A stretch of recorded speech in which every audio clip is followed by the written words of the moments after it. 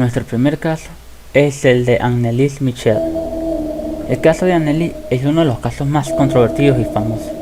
Tanto es esto que su trágica historia fue llevada al cine en el filme del exorcismo de Emily Rose. La historia real cuenta que Anneliese, una chica de 16 años y con estandartes de epilepsia y problemas mentales, tuvo que ser ingresada en el centro psiquiátrico. En algunos momentos dados de 1973, la joven comenzó a desarrollar tendencias suicidas, escuchar voces y desapareciendo los artefactos religiosos, incluso bebiendo su propia orina. Los padres de Anneliese sabían que su hija estaba poseída, pero la iglesia no permitió tales actos. Aún así, en secreto, los sacerdotes locales realizaron durante varios meses diversos exorcismos sobre su cuerpo. Su tratamiento de epilepsia y trastornos mentales dejó de ser tratado por sus progenitores. Anneliese terminó falleciendo en 1974 con la edad de 23 años, víctima del agotamiento por todo lo que sufrió.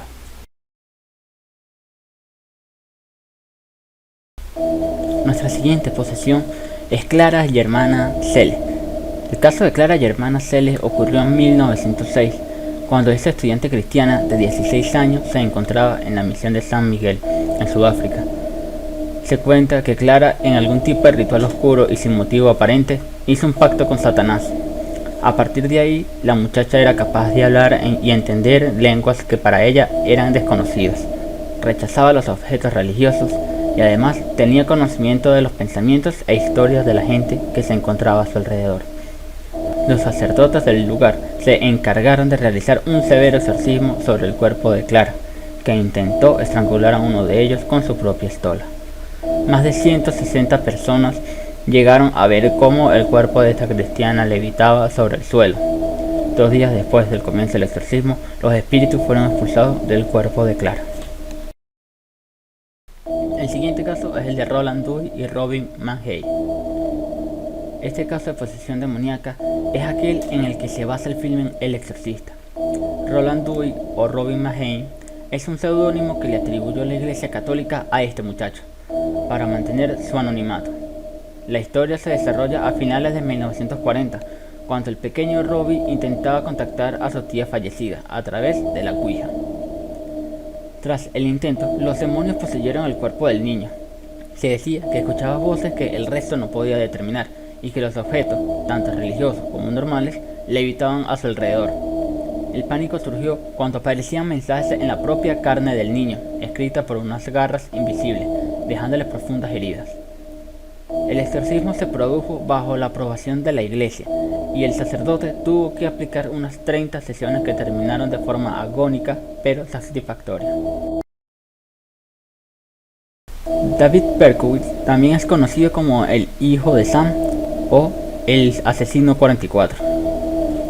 Fue un asesino en serie característico por dejar notas provocativas en el escenario del crimen. Durante su oleada de crímenes llegó a matar a 6 personas y a herir a otras 7. Ese verano de 1976 se le conoció como el verano de Sam, cuando Berkowitz fue identificado y enjuiciado. Confesó los crímenes alegando que fue por culpa de un demonio que lo había poseído. Fue condenado a 6 cadenas perpetuas, aunque su condena fue modificada en 1990 al haber pruebas que enlazaba a Sam con una secta satánica.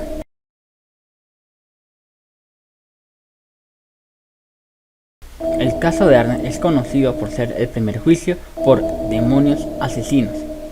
La defensa intentó demostrar que el acusado no era culpable de los crímenes cometidos, pues estaba poseído. Arne asesinó a su casero en Connecticut en 1981. Los abogados intentaron determinar que este acto se debía a la infancia traumática del asesino. Además, se consultó con los famosos parapsicólogos Ed y Lorraine Warren, que determinaron la posesión demoníaca como veraz en este caso. El juez dictaminó que la posesión no era una defensa contra el asesinato y condenó a Arne a 20 años de cárcel, de los cuales solo cumplió 6.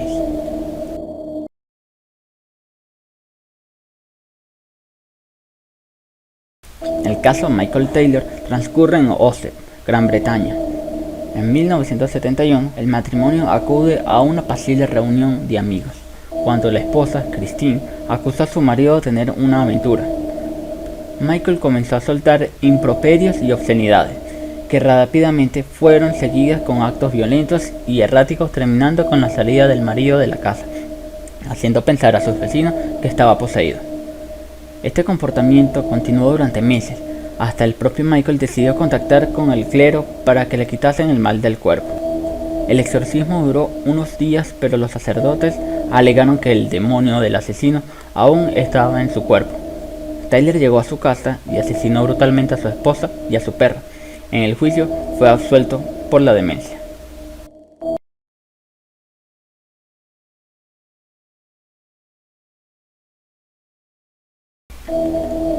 Este caso es bastante desconocido, pero ocurre en el 2008 de la mano del Dr. Richard E. Gallagher.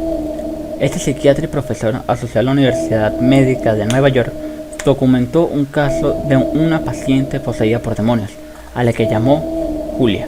Podemos determinar este caso como único, pues normalmente los psiquiatras apoyan que los casos de posesión son fraudes o severos trastornos mentales. Gallagher llegó a recoger sesiones en las que Julia levitaba sobre la mesa, hablaba lenguas desconocidas y tenía el don de la clarividencia. Años después, aún no se sabe qué ocurrió con Julia.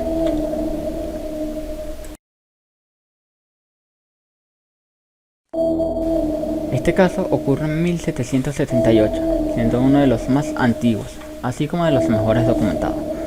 Luckins solía hablar en lengua desconocida y tener una sensibilidad a los lugares santos, prueba suficiente para que sus vecinos, preocupados, se pusieran en contacto con la iglesia.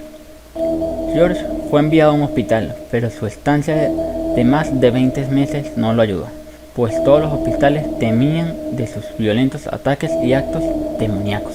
Por eso la iglesia decidió llevárselo a Georgia, a un lugar apartado en un templo secreto, en el que se cuenta que sus demonios fueron expulsados. Aún así, nunca más se tuvo noticia del caso ni del paradero de George. Esta devota católica comenzó a mostrar signos de posesión demoníaca a los 14 años. Ana comenzó a hacerse sensible a los objetos religiosos, practicaba obscenidades sexuales y hablaba en lenguas completamente desconocidas para ella. En 1912, los sacerdotes expulsaron rápidamente los demonios del cuerpo de Ana. Según pasó el tiempo, los demonios volvieron a invadir el cuerpo de la joven, llegando a tener una ingente cantidad de seres corriendo por sus venas. Los sacerdotes decidieron llevarla a un lejano convento, en el cual se le volvieron a practicar varios exorcismos que casi dejan sin vida a la pobre Euclem. Finalmente se consiguió expulsar a todo ser maligno de su interior. También después se descubrió que los causantes del mal de Ana eran su padre y su tía, practicantes de brujería. Y por último tenemos el caso de Marta. El caso de Marta es uno de los más famosos de posesión demoníaca en Perú. El proceso duró desde el 2002 hasta el 2008 y fue dirigido por el padre Antonio Fortea, una autoridad mundial en lo que demonología se refiere y una gran personalidad en España. El caso giraba en torno a Marta, una joven que habría pertenecido a una secta demoníaca y habría sufrido una serie de maldiciones por parte de un chico de la misma secta, que canalizaba su ira en la chica. Tras años de lucha, Fortea consiguió liberar a Marta de su mal.